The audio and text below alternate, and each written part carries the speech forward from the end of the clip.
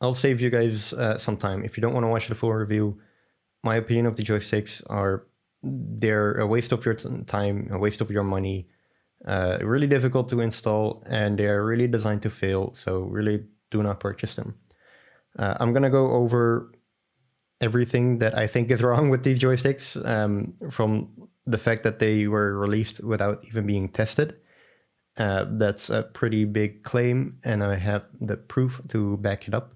So I'm going to go over that. And then there's just one really major design flaw that I think is just going to ruin the joysticks after a few months of playing. I've already seen it with some other repair technician. He had like 12 returns of these joysticks within, I believe, like 3-month period. It was in December or January when I spoke to him about it. So it wasn't that long when these joysticks were released, and he already had more returns than any other TMR joysticks that he installed.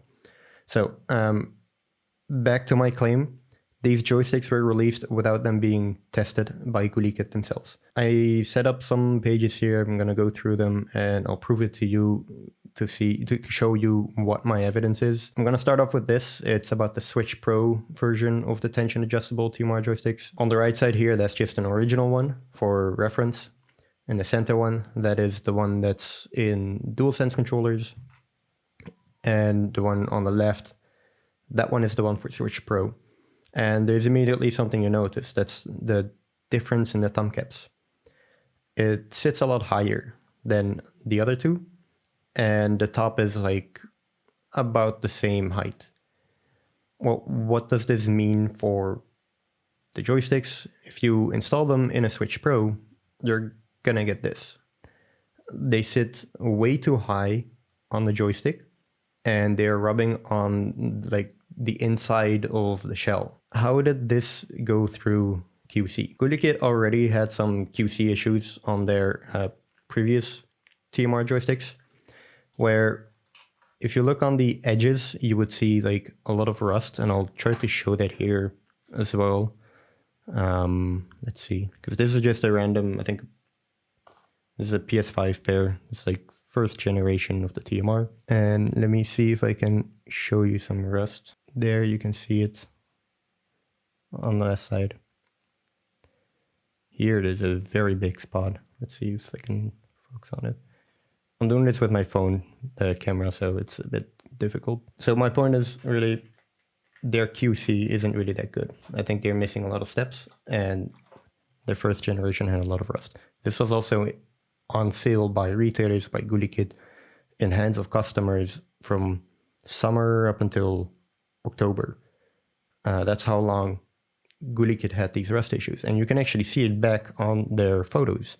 Previously, when I looked on their product page, you could see like actual like visual rust on the edges. Since then, I think they just retook those photos. But if you look on like their retailers, again, iFixit is one of their retailers, you can see the ugly rust again in every nook and cranny. Very big rust spot in this corner. And on the left here as well, that's a big spot. So these are, again, just signs that the QC isn't good. I want to show you this just again to prove these were untested. That talking about the tension adjustable joysticks now. And this is just part of one of their issues. The thumb caps is really annoying. If you compare it to their original one, this one has like an hexagonal shape. You can easily pop it back in and out. And it's not stuck to the joystick. So if you don't want these thumb caps, you can put on different ones. Now if I compare it to their tension adjustable ones, I can remove this. That's right. But the dome is actually stuck on the joystick. Not a design flaw, but it makes installation very difficult. Not everyone likes these concave domes. Not all my customers, at least, they'd rather have the original one for the DualSense. So it limits your options. The ones that they include here, they're all concave. They have the same top. They're just different lengths. But the fact that you can remove like this umbrella part, it makes installation on the Xbox controllers a lot more difficult. As you can see here, the right side, the hole is a lot smaller. So if you want to install the tension adjustable joysticks, you can't fit the dome through it, right? Because I have a photo for this. 1 second. The Xbox controller has 2 motherboards. This one sits on top. This is the hole, but the joysticks are going in here, right? I actually didn't mean to do that, but yeah, I guess the joysticks are going in here. So this is about how it looks like. And then the dome sits right there. But that's a lot bigger than the hole itself, so it's not going to fit. So what do? You have to, before soldering down the joystick, you have to insert it from the top. And then the dome just kind of sits on top of it like this. And the pins are poking through the first motherboard. You put the second motherboard on, and then you can solder the joysticks. If it's your first time actually soldering one of these, I think this is a way too complicated soldering process, just installation process in general. It's just not worth it. If you're a repair technician, you have the skills to do this, there's still something else to be worried about, because once you solder this down, because you insert it from the top, you clamp it down from the bottom, you're essentially making those motherboards stuck on each other. And if something else breaks on the Xbox controller, for example, the bumpers, they break quite often on the Xbox. You can't get to it without removing the joysticks. So you have to remove the joysticks first that you installed already. Then you have to fix the bumpers, and you have to install the joystick back. It's just too complicated for things like warranty repairs or anything like that, or recurring customers, even after the warranty period. I don't think it's worth it. I just don't recommend these joysticks. And yes, again, like some proof, I don't think Gulikit ever intended or knew about this method of the installation because they didn't test it. Because in here, there isn't any mention of like, oh, you can't solder the Xbox controller like you normally would. Instead, it's all the way at the bottom. It's the exact same photos, by the way, and this one where they are soldered. Just very briefly, like, hey, due to the unique design of the Xbox controllers, right analog stick replacements requires first removing the original stick. The new stick must be inserted at an angle from the front before soldering to the PCB. I wouldn't think that this is because of the unique design of the Xbox controller, but this is because of the unique design of the joysticks. Of these terrible joysticks. If anything else goes wrong, you have to uninstall the joysticks. It's way too complicated of an installation. And the fact that it's all the way at the bottom makes me think they didn't really think about this. They didn't know about this until after Agnes had tested them in their Discord server, because Agnes is the company that sent me these. Because what does Agnes do?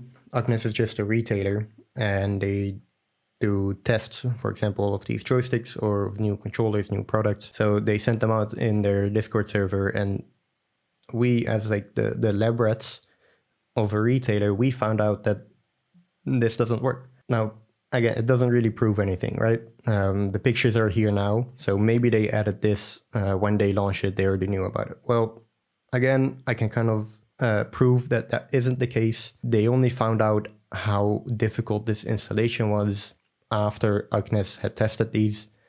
So after they were in the hands of retailers and consumers, because Gulikit actually, they already put it up for sale on their stores and like AliExpress before any other retailer did.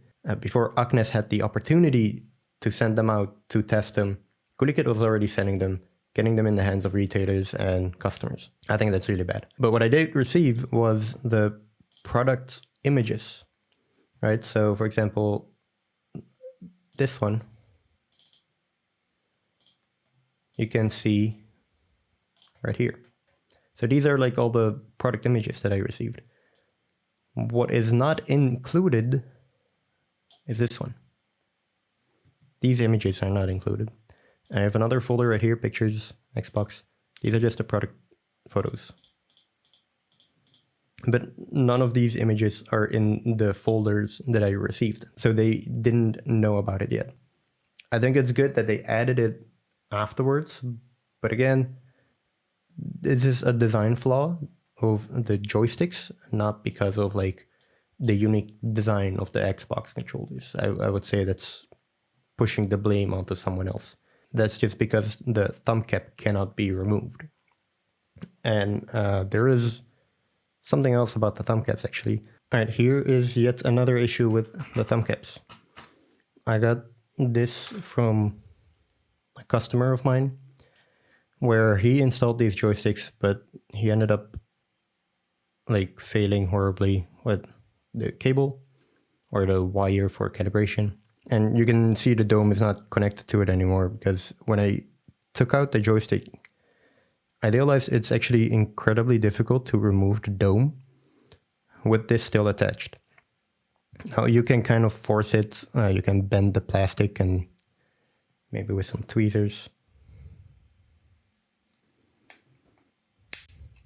It's still very hard. So you have to kind of bend it and then you can remove it. But that's just way too hard, and I ended up breaking the joystick. And that's, in my opinion, another design flaw, because these joysticks, they can go in, but you cannot remove them properly again. And when you're trying to insert it, you just push from the bottom and it squishes right here. It's very easy to insert it, but removing it again, that's not so difficult. That's not so easy, especially when you're trying to save the joystick module. That's just, yeah, again, it's a design flaw. So I'm gonna try to see if I can do that here. I don't think I will succeed, but I think that really proves my point that it's really not possible with these. So here we go. Now I can get off the thumb cap. That's the easy part. But then how do I get rid of the rest? I think the easy way is just pull it and break the joystick. But if you don't want to break the joystick, then how do you remove it? I don't think it's really that possible, because you can't like bend it a bit. The PCB is in the way. I can't grab onto this. Oh, maybe I have it. No. See, it's just very difficult.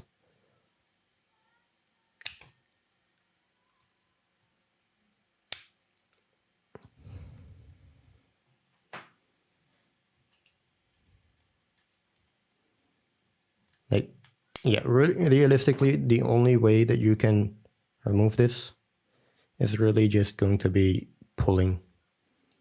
And you're going to break the joystick by doing this. Still, that it is hard. And I want to point out, they specifically say that it is compatible with the Edge. I do expect that I can do maintenance on this. Maybe I want to clean it. Maybe I want to remove it for some reason, you name it. There we go. This is not easy, okay?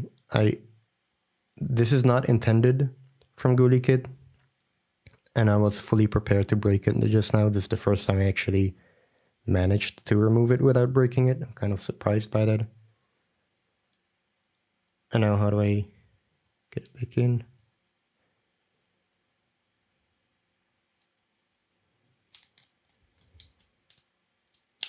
There we go. So you see how difficult that is. Certainly not the intended way. They say it's compatible. You can't really remove it back. The easiest way, I think, is just having to snap it off of. But yeah, I'll leave this for now here.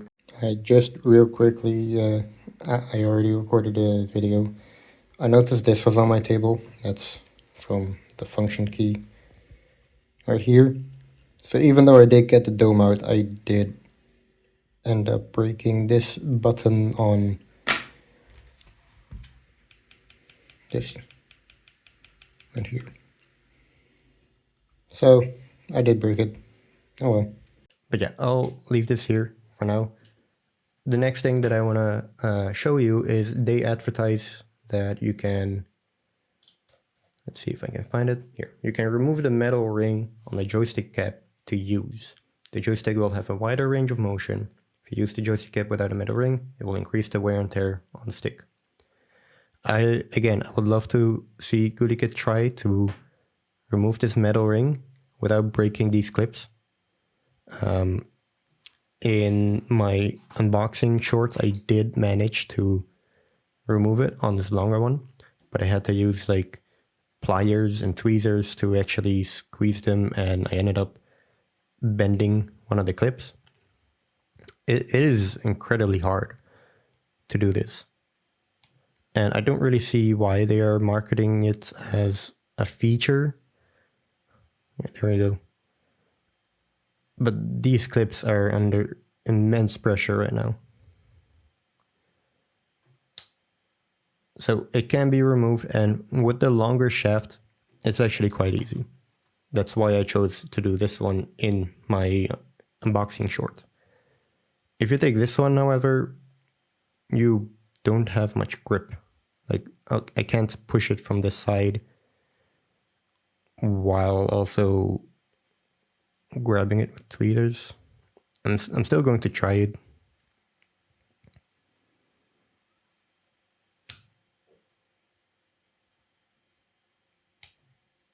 But yeah, that is... It really is difficult. And I'm not just doing it for show. But I also don't want to bend or break the clips off. So it's just a really stupid feature that they advertised there. And I don't recommend doing this, because if you really want to increase the range of motion, I'll show you how you can easily do that via calibration. If you want to increase the range of motion, you don't want to wear it out quicker, just calibrate it, fine tune it, and increase the circularity. So for example, now circularity is at 8.7. It's around 8.8. I can just easily fine tune it so that this one go like this. Boom, now it's 16%.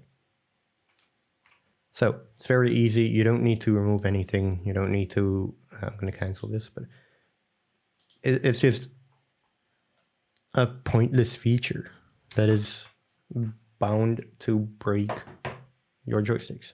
So I have two more controllers, the DualSense with the tension adjustables and the DualShock 4. I don't have the DualShock 4 controller with me, so I'll just show what I want to show with this DualSense. And that is actually my next issue, is the calibration on these is often quite awful. You can see the centering on this one, it's not very consistent. And the left one, at least for now, is consistent, but when I first installed these, I couldn't get them to center properly. I haven't played with this one for a couple months, so now this is kind of surprising to me. The tension adjustable mechanism makes it so that the calibration is often quite awful. You can see here the centering is at 0.04, and it's just very difficult to actually center it properly. I've seen on Discord as well, this goes up to like maybe 0.06, like 6%. Comparing that to their original TMR joysticks and to other brand TMR joysticks, this is by far the worst. That is, it's gonna affect you in game, especially if you play on lower dead zones. I never recommend a dead zone of 0 for this reason. The left one, for example, it's a lot better. But if you play with 0 dead zone, you're still gonna notice it. So don't do that.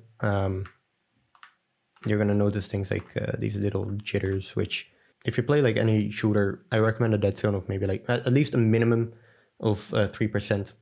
That's good enough. You really don't want any lower.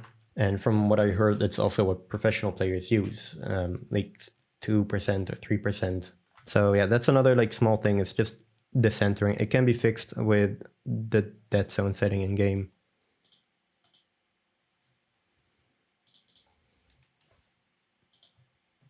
Oh yeah, I didn't even touch anything, and this one's already a lot worse. These were all calibrated, I want to make that sure, by the way. But it's just inconsistent. And if I calibrate it again, I can do that real quickly.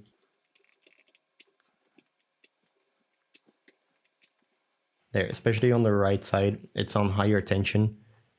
I can see what happens if I decrease the tension a bit. There we go. And just click it back on.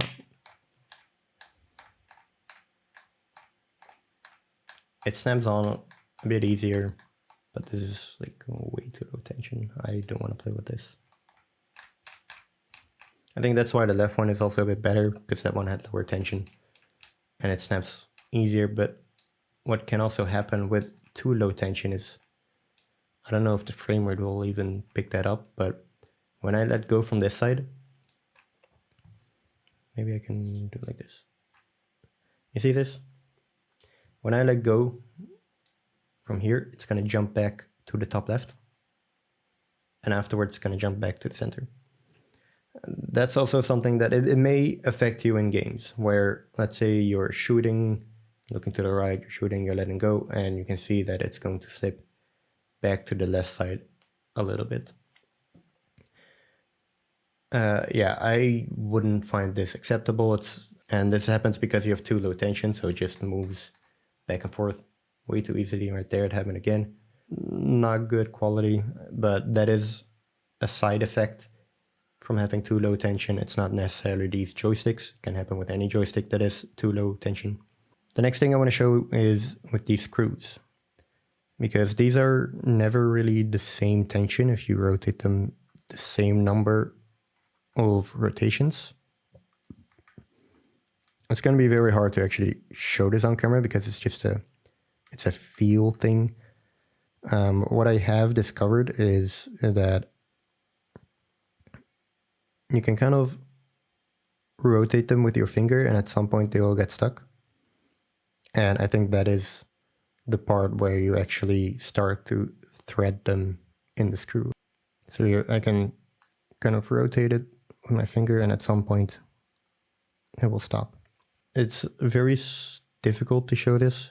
You can see where the arrow points right here. And this one rotates already like a little bit more to the right. Just to show you, it doesn't go any further. It can go to the left. It cannot go any further to the right. So that is about 3/4 rotation from where this actually starts. So I can rotate it like this. A little bit more. This is the actual starting position that they claim, because the white bit should be the starting position. But actually the starting position is like a full circle more, and it's more in this corner. This one again, that is the actual starting position.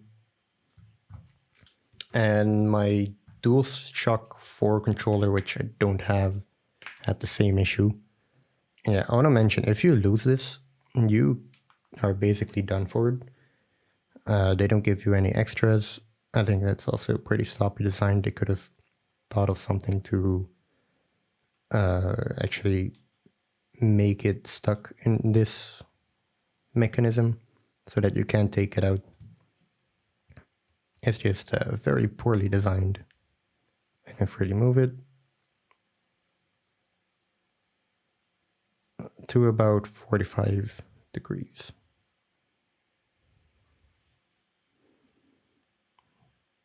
This one's already a bit further, I think maybe 70 degrees. You can clearly see the difference right here. So it's just difficult to get these to feel the same. And this one already came loose. It's just a weird joystick. Yeah, and then the next thing I want to try is, now that I've shown that, I've had reports where if you tighten this too much, you will pop the dome off. And I'm going to try that, not with this one, but I'll try it with my DualSense.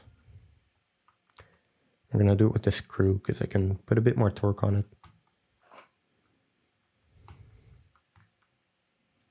Actually, no, I'm going to do it with this. Because I do wonder how much force the people put on this such that the dome pops off. Because maybe it is user error, I'm not too sure.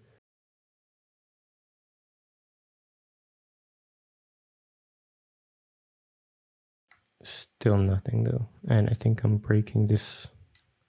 I think I'm breaking this guitar pick. So yeah, I think I'm gonna leave this on user error because I am not able to get it any further.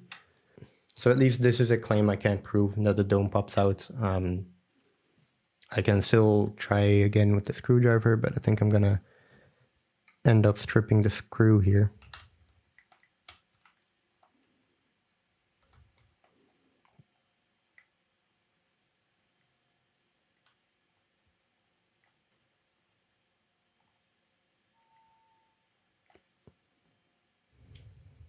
Okay, I got it a little bit tighter.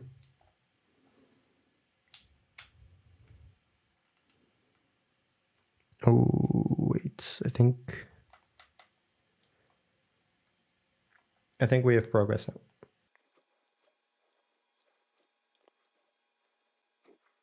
Yeah, I think this dome is now out. So maybe, okay, I think I did just prove it.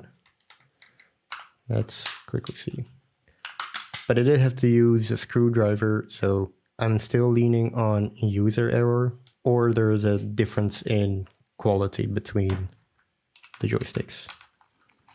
Let's pop this open, see if the dome is actually completely loose. Okay, I think the dome, yep. Unfortunately, it's true. The dome is indeed loose.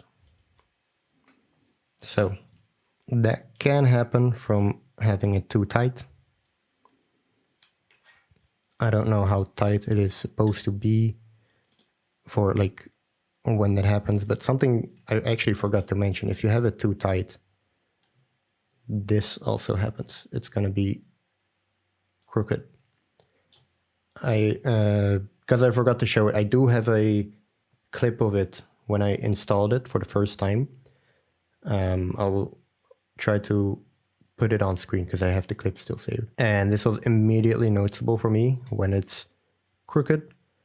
When it's tightened, it's going to stay crooked. I just completely forgot to add it in my script here, so I'll mention it right now and I'll show you the clip. Okay, so I just did the installation, and this is my installation video for these joysticks. But I just noticed this, so I'm going to cut this part out and make this a separate video. Like, the joysticks are installed flat, and I think I hope we can agree on that. However, just look at how crooked the thumb cap is, especially on the right joystick. And I thought, oh, maybe I just have it too tight. So I was loosening it.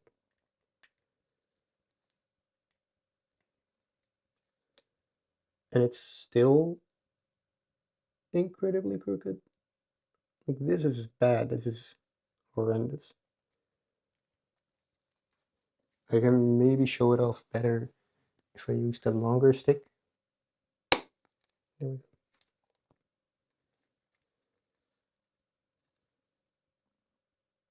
I can't really see it this way, but like the dome itself is still very crooked.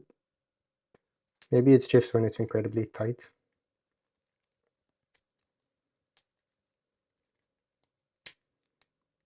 But even so, it's still a problem.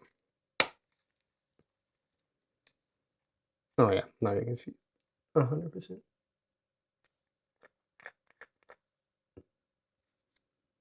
So yeah, having it incredibly tight, it just messes up the center point a lot.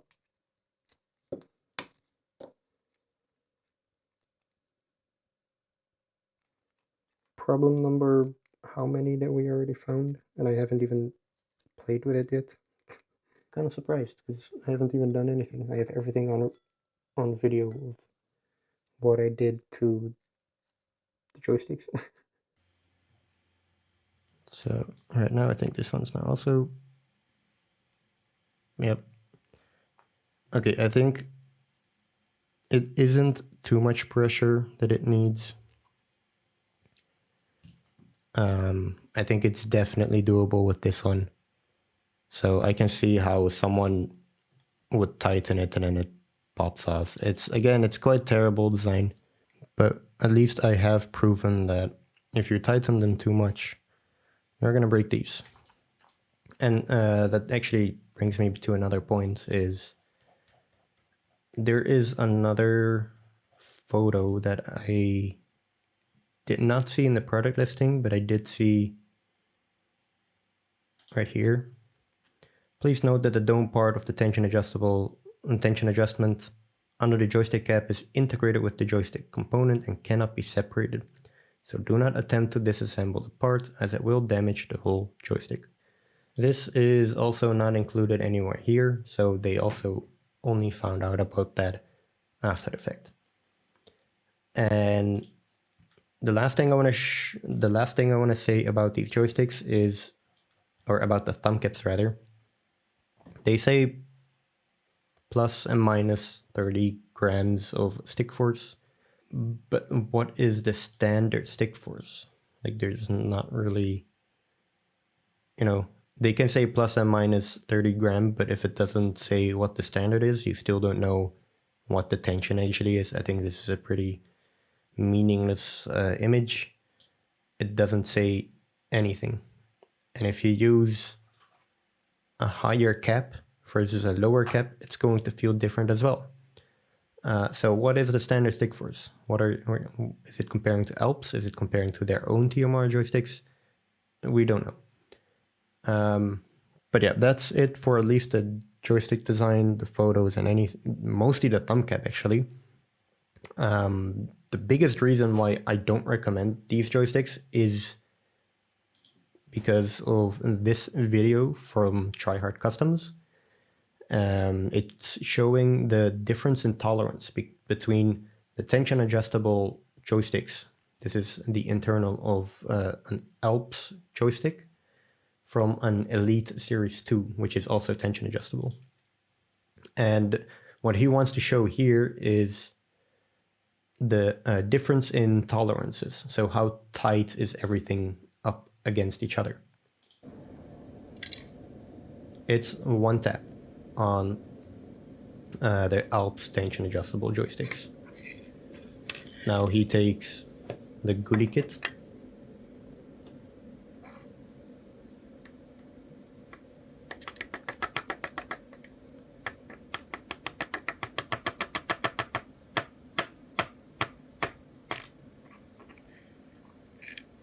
And this goes on for the rest of up until here, I guess, where it, in a way, it's kind of funny. The point here, what he's trying to show is Gulikit hasn't really thought of any tolerances in designing these joysticks. Like this metal shaft is supposed to move freely, as you saw in the Elite Series 2 joystick.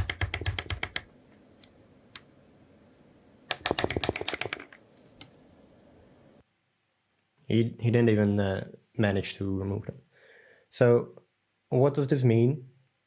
if any speck of dust gets in that mechanism, it's gonna clog up and it's gonna feel very stiff. And this is exactly why not the guy, that's a different repair technician that I mentioned at the start, he had 12 incidents of returns of these joysticks within just a span of 3 months. That's insane. I've had maybe half of that during my duration of installing TMR joysticks. And having 12 of them just in 3 months, I think that's too much of a hassle. They're very inconsistent. You can't really trust that they will work very well. I can't, they're just bad joysticks. If you have them yourself, I think after a few weeks, a few months, you're gonna feel that it's going to be very stiff. So for now, you've been warned, I guess. These aren't good joysticks. They're poorly designed. They're untested. I've shown you multiple times that prove that, like, how are these even on the market?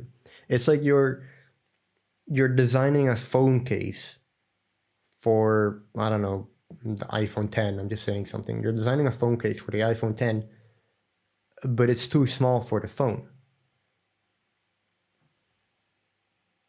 It doesn't make any sense. Did you even test it? Like, test fit it, make sure it fits, make sure the buttons work. You're designing a joystick for a controller, and it doesn't even fit. And it's actually on sale. Consumers are able to purchase it. Retailers have it in hand. But then your consumer is actually calling you back or messaging you back like, hey, it doesn't fit. And it's not like this phone case is meant for a different phone. No, this phone case is meant for the iPhone 10, but it just doesn't fit. So they're sending you another one, but it has the same issue. It's not like they sent the wrong one.